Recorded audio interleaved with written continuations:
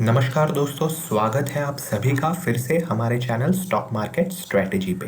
तो आज हम जिन स्टॉक्स के बारे में बात करने वाले हैं वो एक तरह से एयर कंडीशनर्स या एयर कूलर्स का सप्लाई करते हैं, या कॉरपोरेट ऑफिसेज हैं, या इवन इंडस्ट्रीज में भी, इंडस्ट्रियल शेड्स में भी एक तरह से एयर कंडीशनिंग या एयर कूलर्स का, एयर वेंटिलेशंस का एक तरह से ये लोग सोल्यूशंस प्रोवाइड करते हैं।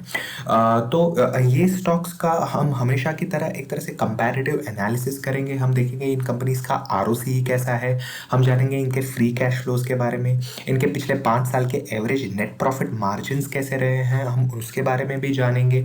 हम देखेंगे अभी जब निफ्टी 13,000 के आसपास है तो इनके वैल्यूएशंस कैसे हैं, क्या अभी भी खरीदने के लायक है ये स्टॉक्स, हम उसके बारे में भी बात करेंगे। पिछले 3 साल में अपने निवेशकों को कैसा पैसा बना के दिया है इन कंपनीज में, इन स्टॉक्स ने, उसके बारे में भी हम चर्चा करेंगे। और अंत में पूरे कंपैरेटिव एनालिसिस के बाद हम ये जानेंगे कि इनमें से कौन सा बेस्ट स्टॉक है जिसमें आप एक तरह से लॉन्ग टर्म या इवन पोजिशनली भी इन्वेस्टमेंट का सोच सकते हैं।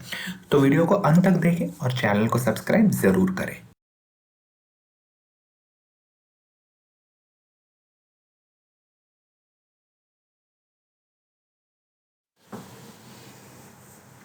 तो किसी भी कंपनी में निवेश करने से पहले हमें ये जानना ज़रूरी है कि उस कंपनी की ओवरऑल बैलेंस शीट कैसी है।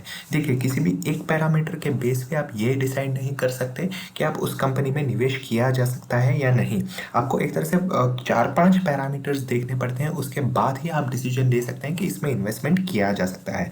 मैं अपने सारे ही वीडियोज़ में कहता आया हूँ कि आप किसी एक पैरामीटर के बेस पे डिसाइड मत कीजिए किसी भी कंपनी में इन्वेस्टमेंट करने के लिए। सपोज किसी भी कंपनी अपने नेट प्रॉफिट के टर्म्स में अच्छा खासा ग्रोथ दिखा रही है, बट उसका डेट भी बढ़ता जा रहा है ईयर ऑन ईयर, तो I won't prefer that company for long term investment. तो जिन कंपनीज के बारे में आज हम बात करने वाले हैं उसमें पहली कंपनी है सिम्फनी, दूसरी है ब्लू स्टार और तीसरी है जॉनसन कंट्रोल। तो सबसे पहला जो पैरामीटर हम डिस्कस करेंगे वो है 5 साल का एवरेज आरओसी। आरओसी होता है रिटर्न ऑन कैपिटल एम्प्लॉयड, यानी जो भी कंपनी अपना निवेश कर रही है उस पे उसको कितना रिटर्न मिल रहा है उसे आरओसी कहते हैं। सिम्फनी का आप आरओसी यहाँ देख सकते हैं 38% है, ब्लू स्टार का 32% और जॉनसन कंट्रोल का 21%। तो मैं कहूँगा कि तीनों ही कंपनीज का आरओसी काफ़ी शानदार है, काफ़ी अच्छी तरीके से मेंटेन किया है पिछले 5 साल में।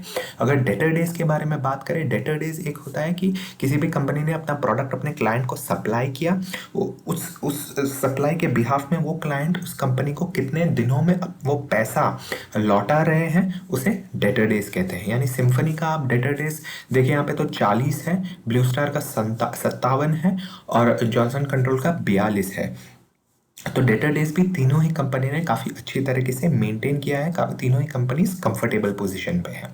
अगर फ्री कैश फ्लोज के बारे में बात करें एज ऑन मार्च 2020, तो सिम्फनी के फ्री कैश फ्लोज 60 करोड़ है, ब्लू स्टार के 303 करोड़, जॉनसन कंट्रोल के 20 करोड़। तो फ्री कैश फ्लोज के टर्म्स में मैं कहूँगा कि इतना काफ़ी कंफर्टेबल पोजीशन में है तीनों ही कंपनीज। और एक तरह से ये भी सिक्लिकल रहता है फ्री कैश फ्लोज भी, यानी कुछ कंपनीज अपने कुछ एक्सपेंशन प्लान में केपेक्स में भी अपने फ्री कैश फ्लोज यूज़ करती है। तो एक तरह से ये काफ़ी सिक्लिकल रहते हैं फ्री कैश फ्लोज। अगर डेट टू इक्विटी रेशियोज देखें इन तीनों कंपनीज के पिछले 5 साल के एवरेज, तो सिम्फनी का 0.13 है, ब्लू स्टार का 0.51 है और जॉनसन कंट्रोल का 0.23 है।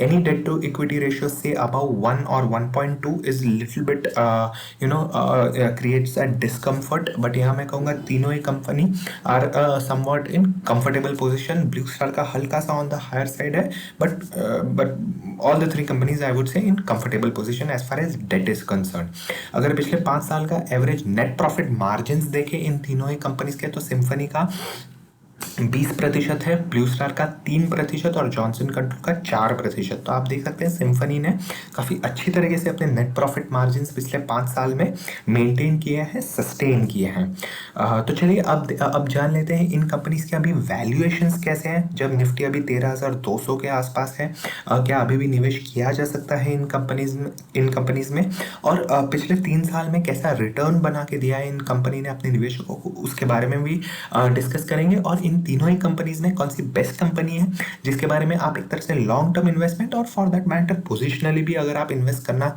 चाहते हैं तो उसके बारे में आप सोच सकते हैं। तो किसी भी कंपनी के जब हम वैल्यूएशंस के बारे में बात करते हैं तब उस कंपनी का हम price to earning ratio check करते हैं। तो आप देख सकते हैं यहाँ सिम्फनी का प्राइस टू अर्निंग रेशियो है 55, ब्लू स्टार का 328 और जॉनसन कंट्रोल का 0। यहाँ आप देख सकते हैं जॉनसन कंट्रोल का 0 क्यों है, तो क्योंकि इस कंपनी ने पिछले आप देखेंगे तो लास्ट क्वार्टर और उसके भी पहले क्वार्टर में लॉस रिपोर्ट किया था, उस वजह से यहाँ आप देख सकते हैं प्राइस टू अर्निंग रेशियो 0 है इस कंपनी का। सिम्फनी का price to earning ratio I would say it is quite undervalued, or you can say between undervalued and fairly valued। और ब्लू स्टार का मैं कहूँगा कि काफ़ी हाई वैल्यूएशंस पे जा चुका है अभी। वैल्यूएशंस अगर आप इंडस्ट्री पी देखें तो करीब 60 के आसपास है, तो मैं कहूँगा सिम्फनी अभी भी काफ़ी अंडरवैल्यूड स्टॉक है।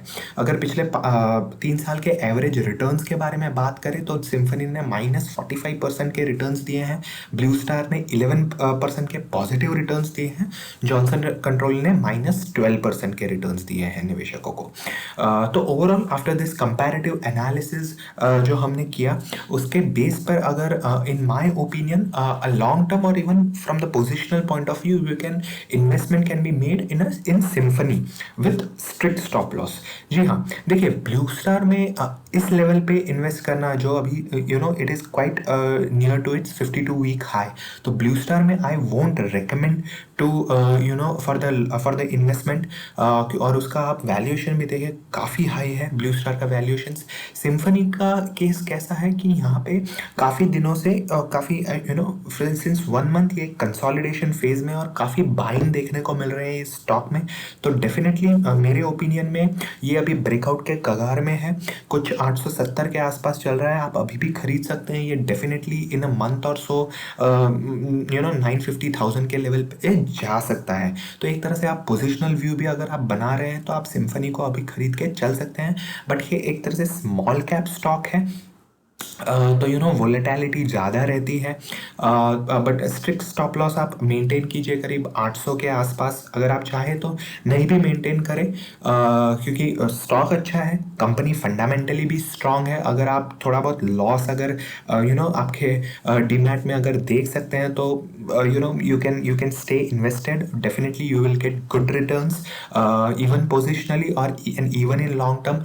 FII का भी काफ़ी अच्छा निवेश है इस कंपनी में, करीब 5% का निवेश है। म्यूचुअल फंड्स ने भी काफ़ी अच्छी तरह से यहाँ पे निवेश कर सकता है कर रखा है। तो सिम्फनी में आप एक तरीके से इन्वेस्टमेंट का सोच सकते हैं। जॉनसन कंट्रोल में रिपोर्ट कर रही है, तो मेरे हिसाब से आप सिम्फनी को आप सोच सकते हैं क्योंकि काफ़ी अच्छे वैल्यूएशंस पे अभी भी ट्रेड कर रही है ये कंपनी। तो ये थी मेरी राय इन तीनों कंपनीज के बारे में। कोई भी निवेश या इन्वेस्टमेंट करने से पहले आप अपनी एनालिसिस ज़रूर करें, आप अपनी रिसर्च करें, अपने फाइनेंशियल एडवाइज़र को कंसल्ट करें, फिर ही किसी भी प्रकार का निवेश करें। और चैनल को सब्सक्राइब करना ना भूलें। ऐसे ही वीडियोस के लिए आप चैनल को सब्सक्राइब करना ना भूलें क्योंकि subscription is absolutely free. And stay tune for more such updates with stock market strategy.